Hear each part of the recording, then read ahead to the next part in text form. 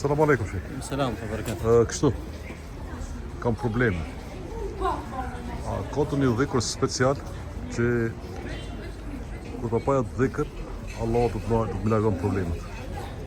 Ka shumë lloje, gjitha llojet e dhikrit i largojnë musibetet dhe fatkeqësitë.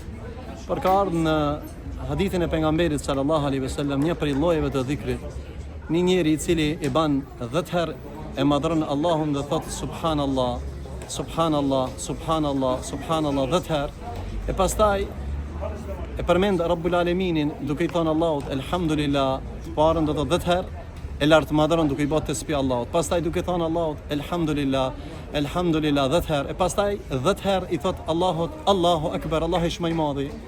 E fjala Allahu Akbar, Allah është më i madhi, s'mund me qenë ngajlet më të mëdha se Allahu.